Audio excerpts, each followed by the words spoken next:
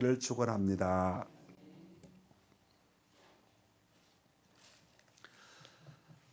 전라북도 장수군에 수분리라는 마을이 있습니다. 수분리라는 말은 글자 그대로 물이 나누어지는 동네라는 뜻입니다.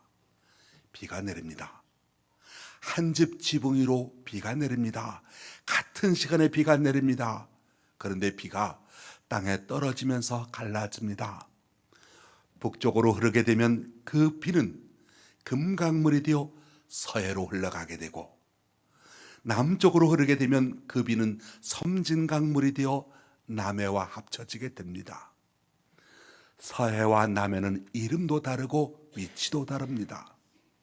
분명 처음 그 비가 땅에 떨어질 때는 한 지붕 위에 떨어졌지만 그 비가 지붕 위에서 땅으로 떨어질 때 갈라져서 나중에는 이름도 다르고 위치도 다른 바닷물이 되고 맙니다. 우리 인생도 마찬가지입니다. 시작을 어떻게 했느냐에 따라, 어느 쪽으로 흘러가느냐에 따라 그 인생의 내용이 결정지어집니다. 물론 이후에 고칠 수는 있겠습니다만, 시작을 잘못 흘러가게 하고 나서는 이후에 바로잡기가 힘이 많이 듭니다. 그래서 우리가 인생을 시작하는데 어떻게 출발하느냐, 그 시작이 정말 중요하지요. 그러면 여러분, 시작하는 데 있어서 정말로 중요한 건 무엇일까요? 우리의 삶에서 중요한 건 무엇일까요? 바로 다름이 아니라 마음입니다. 그렇습니다. 내가 어떤 마음을 가지고 하루를 시작하느냐, 내가 어떤 마음을 가지고 있느냐만큼 중요한 것은 없습니다. 승리와 패배가 모두 마음에서 나옵니다. 선함과 악함도 마음에서 나옵니다. 성실함과 나태함도 마음에서 나옵니다. 신앙과 불신앙도 마음에서 나옵니다. 고등학교에서 계속해서 90점 이상 받던 우수한 학생이 대학에 들어갔습니다. 그런데 첫 학기 성적 평균 점수가 60점, 겨우 낙제를 면하는 점수밖에 받지를 못했습니다. 조치도 교수가 이 학생을 불렀습니다. 너는 고등학교 때부터, 그리고 입학시험에 보니까 성적이 우수한 학생이었는데 왜 대학에 들어와서 한 학기 만에 이렇게 성적이 많이 떨어졌느냐 물었습니다. 그 학생이 하는 말, 교수님, 저는 IQ가 좋지 못합니다. 제가 학기 초에 치른 IQ 검사에서 98점밖에 받지 못했습니다. 대학에서 공부하려면 적어도 IQ가 110이나 120은 돼야 될 텐데 저는 98점 받아서 대학에서 공부할 만한 머리가 되지 못한 것 같아요 라고 대답을 했답니다. 지도 교수가 이 학생이 성적이 떨어진 이유를 알아내고 웃으면서 말합니다. 자네가 학기 초에 시험 받았던 그 점수는 지능지수 IQ가 아니라 내가 이 공부를 과연 잘할 수 있느냐 하는 적성시험이었어. 다시 말하면 너는 학문 적성 능력이 98% 남들보다 뛰어났다는 말이었어. 이 말을 들은 학생이 자신감을 가지고 공부했던 나머지 다음 학기부터는 모두 90점 이상을 받았다고 합니다. 무엇이 이렇게 큰 성적, 큰 차이를 나타냈겠습니까? 바로 마음이었던 겁니다. 마음 자세였던 겁니다. 나는 머리가 모자라, 나는 할 수 없어 라고 하는 부정적인 마음을 가지고 공부를 하니까 60점 겨우 낙제할 수밖에 하지 못하는 그런 성적밖에 거두지 못했지만, 나는 할 수 있다 하는 긍정적인 마음을 가지고 공부하니까 90점 이상을 받게 되더라는 겁니다. 무엇이 달라졌습니까? 마음 자세가 달라지니까 학업 성적도 달라지게 된 거죠. 사실상 세상 모든 문제는 인간의 문제입니다. 그리고 인간의 모든 문제는 마음에서 옵니다. 우리가 이 세상을 살아가는 데 있어서 보람차고 의미 있고 성공적인 삶을 가능케 하는 것, 그건 바로 내 마음가짐에 달려 있다는 것이죠. 내가 마음가짐을 어떻게 하고 살아가느냐에 따라서 선과 악이, 기쁨과 슬픔이, 행복과 불행이, 사랑과 미움이, 가난과 부유가 결정지어진다는 겁니다. 여러분, 마귀가 우리 성도들을 넘어뜨리려고 할 때 가장 먼저 공격하는 곳이 어디인지 아십니까? 바로 우리 각자의 마음을 공격해 옵니다. 그리고 나서 우리의 육체를 점령하려고 하지요. 마귀 사탄이 우리 마음에 먼저 침입해 오려고 합니다. 악한 생각을 집어넣습니다. 그리고 그 악한 생각을 계속해서 실행에 옮기도록 부추기고 고득이고 여러 가지 조건과 환경과 기회를 만들어 갑니다. 요한복음 13장 2절 말씀입니다. 마귀가 가룟 유다의 마음에 예수를 팔려는 생각을 넣었더니 라고 말씀합니다. 마귀가 가룟 유다의 생각 속에, 마음 속에 생각을 넣었다라고 했습니다. 가룟 유다를 보십시오. 그렇게 사탄에게 마음을 빼앗기게 되니까 결국 어떻게 되나요? 주님을 팔았습니다. 더 나아가서 심지어 자기 생명까지도 스스로 살해하지 않습니까? 마귀는 늘 이렇게 우리의 마음을 공격해 옵니다. 우리의 마음을 녹여내려고 합니다.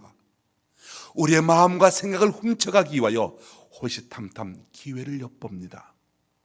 그러다 틈이 나면 지체하지 않냐고 악한 생각, 괴롭고 슬프고 불안하고 우울하고 절망적인 생각을 뿌려내리려 합니다. 온갖 부정적인 생각, 비관적인 생각, 회의적인 생각, 남을 미워하고 시기하고 질투하고 증오하고 저주하는 마음, 그리고 허무해지는 마음, 우울증의 마음, 그런 것을 심어놓습니다. 바로 우리의 마음밭에 심어놓습니다. 그래서 성경 잠언 4장 23절을 말씀합니다. 무릇 지킬 만한 것 중에 더욱 내 마음을 지키라. 생명의 근원이 이에서 남이니라 말씀하고 있습니다. 그러면 여러분, 우리는 어떻게 우리의 마음을 지켜갈 수가 있겠습니까? 사도 바울은 빌립보서 2장 5절에 너희 안에 이 마음을 품으라 곧 그리스도 예수의 마음이니라고 말씀하고 있습니다. 우리의 마음을 지키는 비결이 무엇이냐? 바로 내 마음속에 그리스도 예수의 마음을 품으라는 겁니다.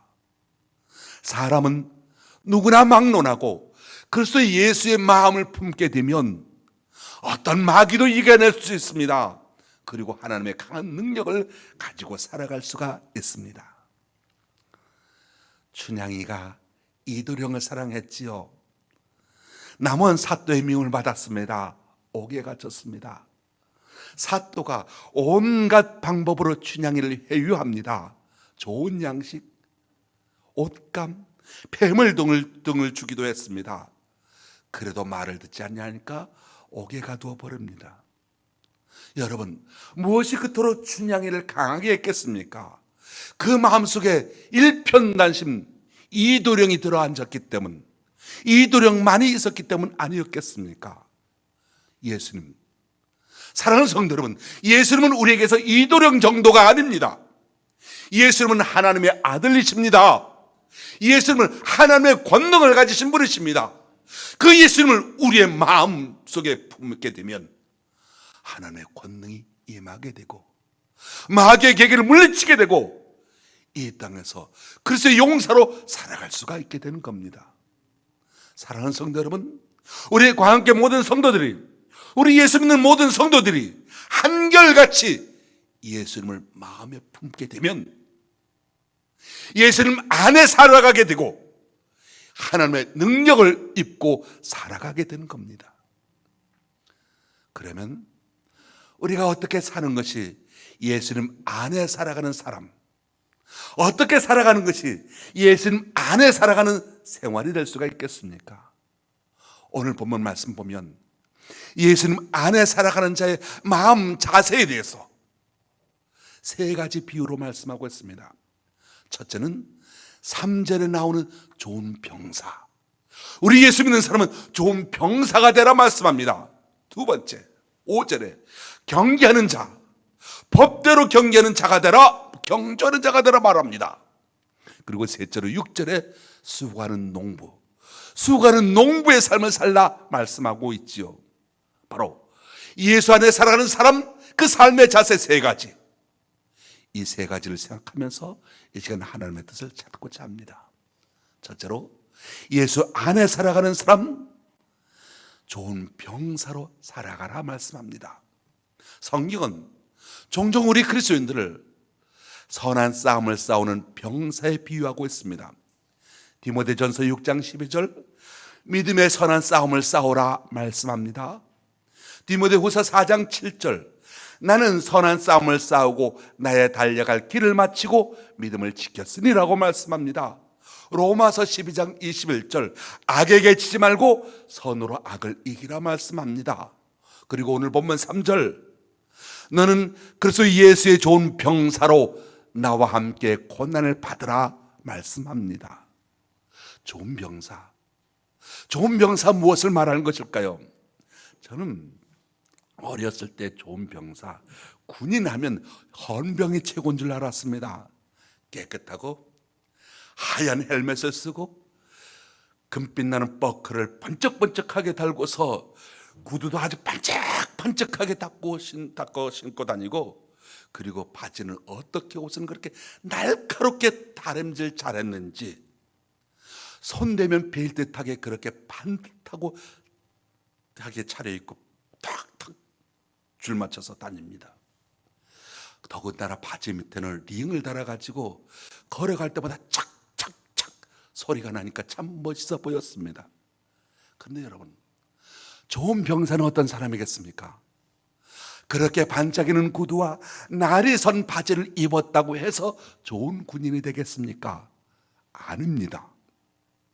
그 자체는 멋있어 보이지만 군인으로서의 임무는 거기에 있지 않습니다. 군인의 임무가 뭡니까? 나라를 지키고 국민의 생명을 지키고 재산을 보호하는 데 있는 것 아니겠습니까? 그리고 그 임무를 감당하기 위해서 충성되고 강인한 사람 되어야 하는 것 아니겠습니까? 그러니까 반짝이는 구두를 신고 있느냐, 날선 바지를 입고 있느냐, 걸어갈 때마다 착착 소리나게 링을 차고 있느냐, 그것이 중요한 것이 아니라 그가 어떤 모양을 하고 있든 그가 정말로 중심에 충성된 사람이냐, 그가 정말 위기 때 용감한 사람이냐, 강인한 군인이냐 하는 데서 좋은 병사라고 하는 특색이 나타나게 되는 것 아니겠습니까?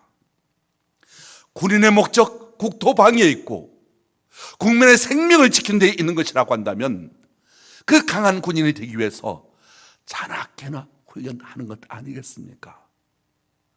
바로 오늘 본문 3절, 너는 그리스도 예수의 좋은 병사가 되라, 그래서 나와 함께 고난을 받으라, 훈련을 받으라, 훈련을 견뎌내라, 이겨내라, 3절에서 말씀하는 것 아니겠습니까? 74년 전 이 땅에 한국전쟁, 6.25 전쟁이 있었잖아요. 그때 학도병으로 지원했던 고등학생들이 있었습니다. 보통 적어도 3주, 4주간의 기본 군사훈련을 받기도 했지만 이 6.25 전쟁통에 그렇게 훈련을 받지 못하고 3일, 일주일 정도 훈련을 받고 바로 전선에 투입되었다고 합니다. 그들의 의국 충정은 가상했지만 전투력을 발휘하지 못하게 됩니다. 왜 그렇습니까? 훈련받은 군인이 아니었기 때문이었던 거지요. 예수 그리스도 안에 있는 자는 매일매일 영적인 싸움에서 이기는, 승리하는 그런 훈련을 받아야 합니다. 그러기 위해서 두 가지 영적 시험에서 훈련받고 이겨내야 합니다. 하나는 역경과 고난에 따라 다가오는 시험입니다. 마귀는 여러 가지로 우리에게 괴로움을 줍니다. 환난을 줍니다. 재난과 불행을 줍니다. 그래서 우리로 하여금 낙심케 하고 넘어지게 합니다.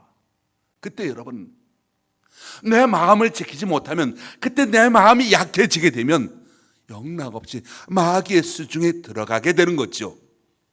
그래서 잠언 24장 10절 말씀 보면, 내가 만일 환난 날에 낙담하면 내 힘이 미약함을 보임이라 말씀합니다. 욥을 생각해 보십시오. 동방의 의인이라 할 수 있는 욥에게 갑자기 큰 재난이 밀어닥쳤습니다. 그 많던 재산 다 날아갔습니다. 10자녀 죽었습니다. 자신도 병으로 신음하게 됩니다. 심지어는 아내마저도 남편을 헛되었습니다. 하나님을 원망하고 죽으라 말합니다. 그런데 욥은 어떻게 합니까? 욥은 이런 환난 가운데서도 하나님을 우러러 바라보았습니다. 하나님께서 구하여 주실 것을 믿었습니다. 자기 마음을 지켜냈습니다. 여러분도 이 세상 속에서 많은 역경과 고난을 겪으며 살아가고 있습니다. 아미나. 온갖 질병의 공포가 있고, 전쟁의 위험이 있고, 경제적인 문제로 인하여 괴로움이 있습니다.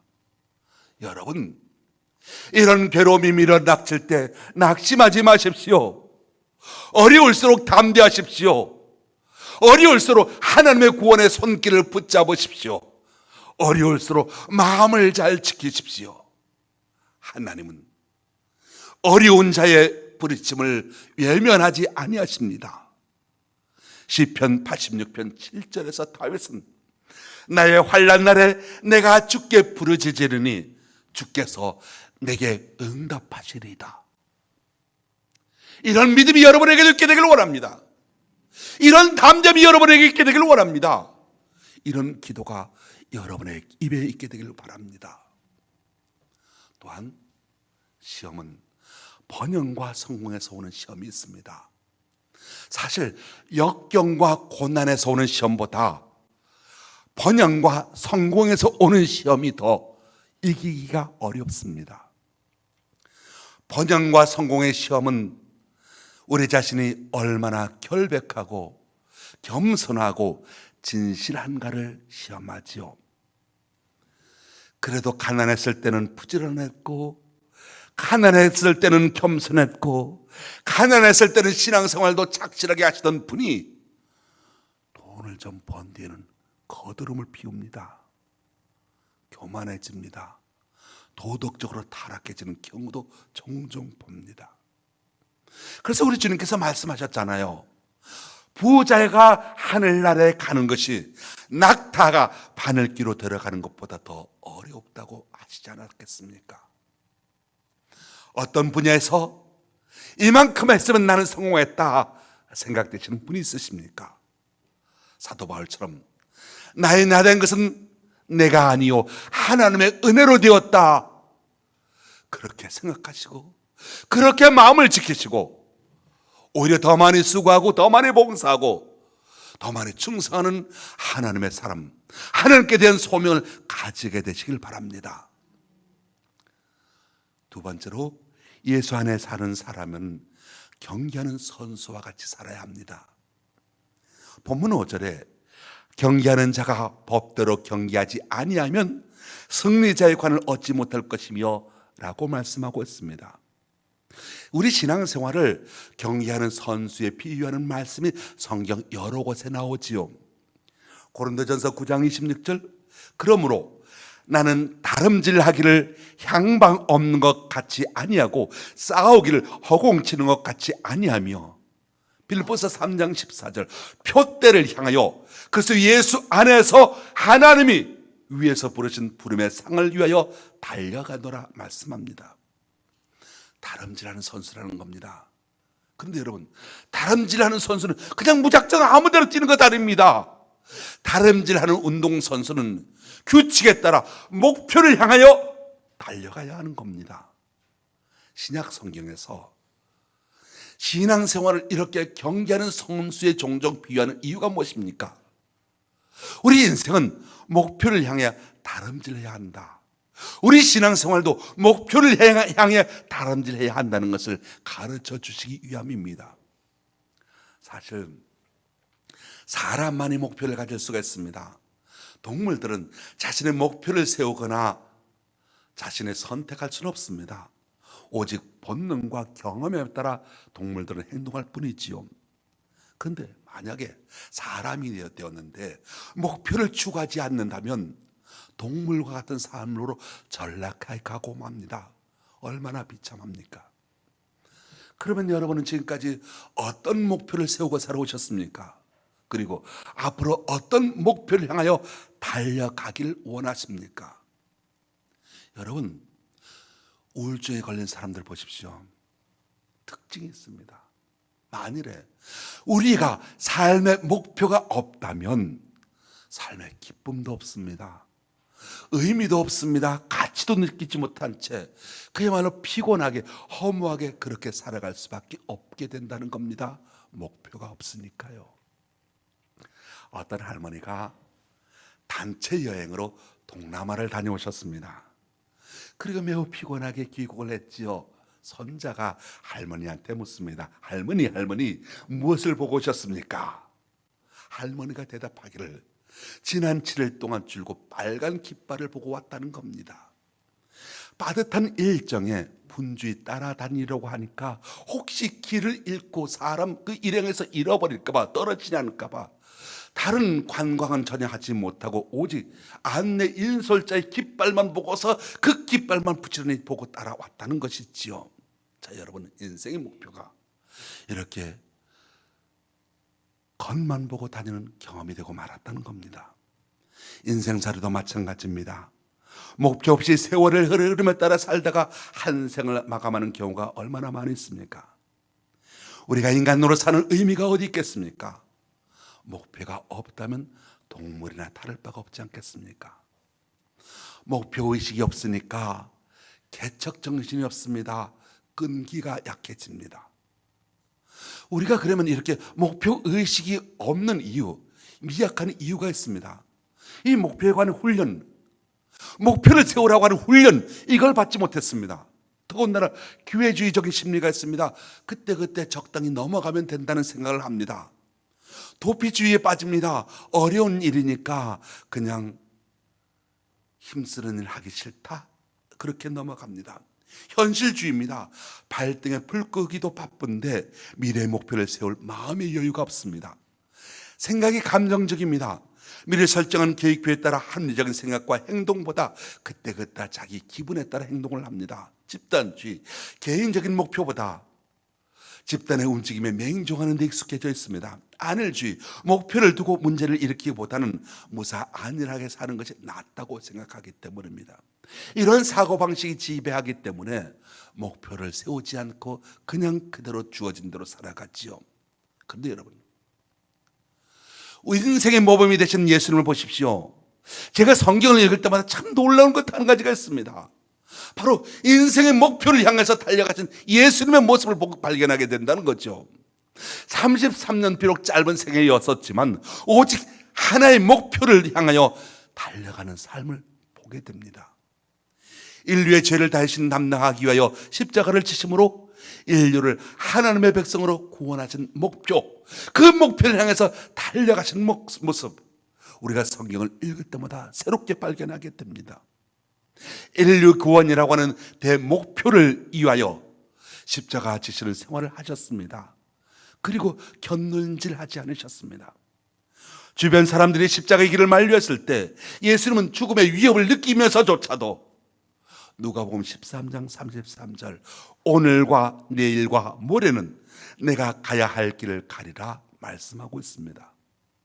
여러분, 오늘 예배를 마치고 집에 돌아가셔서 백지 한 장에 여러분의 인생의 목표를 한번 세워보십시오.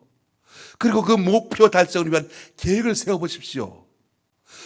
목표가 분명한 스스로 삶의 방향을 알게 되고 삶의 의미를 느끼게 되고 삶의 열심을 가지게 되는 겁니다. 어떤 분이 공직 생활에서 정년퇴직을 하셨습니다. 워낙 덕망이 있으신 분이셨기 때문에 은퇴 후에도 어느 양로원 원장이 되셨습니다.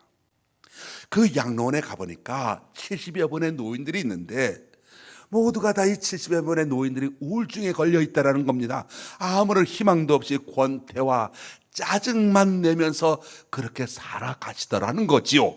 그래서 이분들에게 어떻게 희망을 줄 수 있을까, 기쁨을 줄 수 있을까 생각을 하고 나서 각자에게 5개년 계획을 세우도록 했습니다. 그랬더니 엄청난 변화가 찾아왔습니다. 어떤 분은 그림을 그려보고 싶다 그림 그리는 5개년 계획을 세우고, 어떤 분은 내가 시를 써보겠다, 소설을 써보겠다, 문학가가 되보겠다 계획을 세웁니다. 어떤 분은 내가 화분 하단에다가 꽃을 잘 가꾸는 정원 관리를 하는 그런 기술을 익혀보겠다. 그 계획들 각자가 다 다채로웠습니다. 원장은 그들의 목표를 세워주기 위하여 스폰서를 구했습니다. 그림 그리는 분에게는 미술 개인 교습을, 소설 쓰는 분에게는 문장에 대한 개인 교습을, 그 각자의 계획에 맞게 개인 교습을 시켜드렸습니다. 2년이 지났습니다. 양론의 분위기가 확 바뀌어졌습니다. 그전에는 죽음의 대기 장소였습니다. 언제 누가 죽느냐, 어젯밤에 누가 죽었대, 죽음의 대기 장소였었는데 이제는 건강을 주고 삶의 의욕을 주고 활력이 넘치는 양론이 되었다라고 하는 거죠. 무엇이 차이가 있습니까?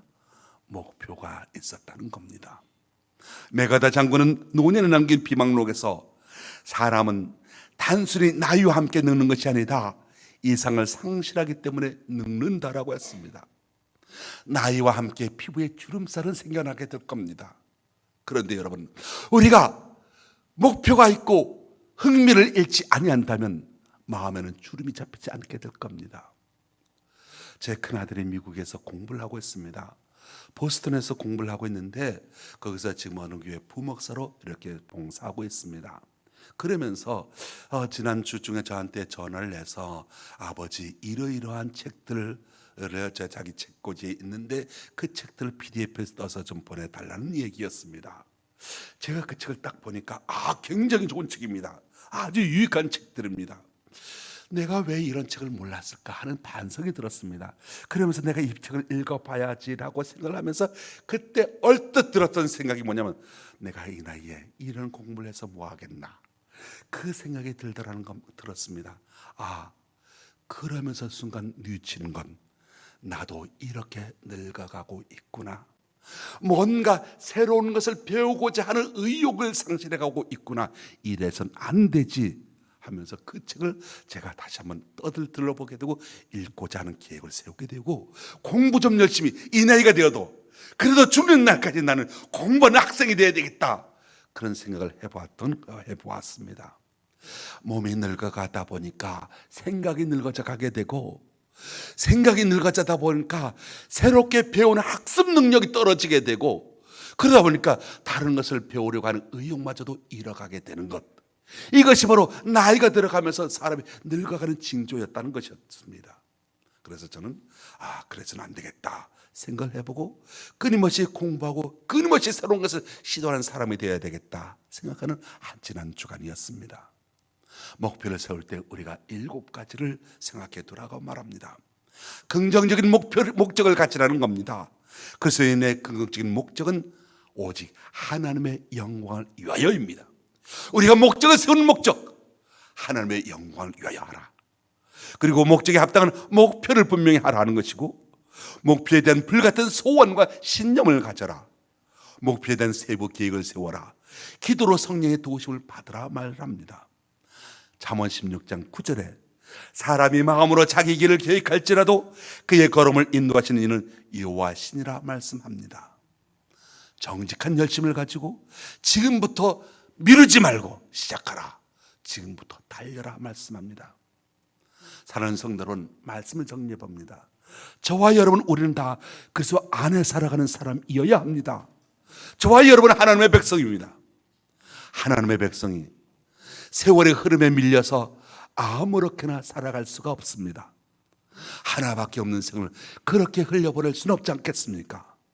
저와 여러분이 예수 믿는 사람으로 그리스도인답게 그리스도 안에서 예수님 안에 사는 사람답게 살아가야 합니다. 항상 그리스도의 마음을 품으십시오. 영적인 선한 싸움에서 승리하십시오. 하나님의 영광을 위하여 살아가는 목표를 세우십시오. 그 목표를 향하여 다름질하는 선수가 되십시오.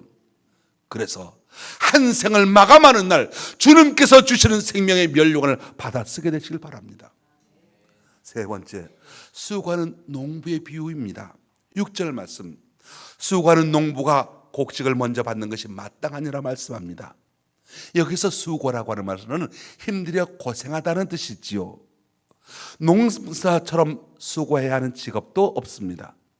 기회를 놓치면 농사를 망치지요. 그래서 게으른 사람은 아예 농사 지을 생각을 하지 말아야 합니다. 훌륭한 농부는 부지런합니다. 새벽별을 보고 들에 나가서 저녁 늦게 별을 보면서 돌아옵니다. 때를 놓치지 않고 수고하는 농부에게 곡식을 먼저 밭으로 말씀하십니다. 심어야 거둡니다. 농부가 씨를 뿌리듯이 우리가 복음의 씨를 뿌려야 하겠습니다. 고려 공민왕 때 문익점이 중국의 사신으로 갔습니다. 그래서 목화씨를 부통에다 넣어가지고 오지요.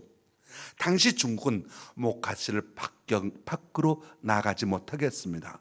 걸리면 바로 사형입니다. 문익점은 목숨을 걸고 씨앗을 가지고 와서 씨를 심었습니다. 전해오는 이야기에 따르면 문익점이 심은 목화씨는 진 땅에다 심어서 죽었고, 장인이 심은 목화는 울타리 밑에 심어서 잘 자라서 이 땅에 옷을 지어 입을 수 있게 해주었다고 합니다. 씨를 뿌리는 것이 이토록 중요합니다. 심고 거두는 것이 자연 법칙이듯이 믿음 안에서도 심고 거두는 법칙이 있습니다. 갈라디아서 6장 7절로 9절, 스스로 속이지 말라. 하나님은 만놀이 여김을 받지 아니하시나니 사람이 무엇으로 심든지 그대로 거두리라. 자기 육체를 위하여 심는 자는 육체로부터 썩어진 것을 거두고, 성령을 위하여 심는 자는 성령으로부터 영생을 거두리라 말씀합니다. 우리가 선을 행하되 낙심하지 말지니 피곤하지 아니하면 때가 이름에 거두리라. 농부는 애타는 마음으로 곡식이 잘 자라기를 바랍니다. 가뭄이 들면 농사 짓는 농부의 마음이 타들어가지 않습니까? 농부의 마음이 그렇습니다. 가뭄에 메마른 것은 땅뿐만 아니라 그것을 지켜보는 농부의 가슴도 타들어갑니다. 이런 마음이, 이런 애타는 마음이 우리에게도 있어야 하겠습니다. 예수 밖에 있는 불쌍한 영혼들을 바라보며 이 농부의 마음이 있어야 합니다. 예수 믿지 않는 내 이웃의 영혼들이 죄로 타들어가는 것을 보고 우리의 가슴이 타들어가야 합니다. 이런 마음을 가진 사람이 복음의 씨앗을 뿌릴 수가 있습니다. 농부는 인내하고 기다립니다. 야고보서 5장 7절로 8절, 보라, 농부가 땅에서 나는 귀한 열매를 바라고 길이 참아 이른 비와 늦은 비를 기다린다니 너희도 길이 참고 마음을 굳게 하라 말씀합니다. 우리도 영적인 열매를 거둘 때까지 인내하라는 말씀이지요. 사랑하는 성도 여러분, 하나님은 좋은 병사와 같은 성도를 찾고 계십니다. 운동선수와 같은 일을 찾으십니다. 수고하는 농부와 같은 복음의 일꾼을 찾으십니다. 우리는 주님에게 어떤 사람입니까? 좋은 병사가 되라 말씀합니다. 좋은 병사라고 하는 말은 나쁜 병사도 있다는 말이지 않겠습니까? 660년 백제 의자왕 시대에 계백장군이 있었습니다. 국군이 기울어가는 백제를 지키기 위하여 5천 명의 결사들을 이끌고 5만 명의 나당 연합군과 맞서서 4차례나 큰 승리를 거둡니다. 그런데 역부족으로 마침내 패하고 말지요. 계백장군이 그렇게 실패했음에도 불구하고 이렇게 몇천 년이 지난 오늘날까지 칭송을 받은 이유가 무엇입니까? 그의 투철한 군인 정신, 조국에 대한 충성 때문이었습니다. 계백장군은 쓰러져가는 왕국, 일시적인 왕국 백제를 위해서 목숨을 걸고 충성했습니다. 그가 모시던 의자왕은 어떤 사람이었습니까? 그 의자왕은 3천 국녀를 거느리는 댐댐이가 대단치 못한 사람이었는데도 충성했습니다. 그렇다면 여러분, 저와 여러분, 영원한 하나님 나라의 병사로서, 하나님의 부름을 받은 자로서 어떻게 주님을 섬겨야 하겠습니까? 저와 여러분은 군사로, 경기자로, 농부로 부름을 받았습니다. 항상 우리를 이로 하여금 이기게 하시는 주님과 함께 그리스도의 군병된 삶을 살아가게 되시기 바랍니다. 영광의 면류관을 받았을 때까지 승리하는 믿음의 경주자가 되시기 바랍니다. 알찬 열매를 주님의 곳간에 들여드리는 수고하는 농부로 주어진 기회들을 선용하는 성도들이 되시길 바랍니다. 우리의 대장 되시는 예수님과 함께 날마다 승리하는 예수 그리스도의 좋은 병사, 법대로 경기하는 운동선수, 수고하는 농부가 되시기를 주님의 이름으로 축원합니다. 기도하겠습니다. 하나님 아버지, 우리에게 주님을 모실 수 있는, 주님을 섬기는 믿음을 주시고 하나님께서 기뻐하시는 삶을 살아갈 수 있도록 하여 주시니 감사합니다. 우리의 마음속에 예수님을 모셔드리게 하시고 예수 그리스도의 마음을 품게 하시고 그리스도의 좋은 병사로 살아가는 저희가 되게 하여 주옵소서. 목표를 세워 하나님을 기쁘시게 하는 목표대로 살아가게 하여 주옵시고 그것을 이루기 위하여 수고하고 애쓰는 농부의 삶이 우리의 이 삶에 있게 하여 주옵소서. 그래서 주님께서 부르시는 날, 주님 앞에 서는 날, 잘하였도다 착하고 충성된 종아 칭찬받으며 생명의 면류관을 얻었으는 저희가 되게 하여 주옵소서. 감사드리며 예수님의 이름으로 기도합니다. 아멘. 430장 찬송하겠습니다.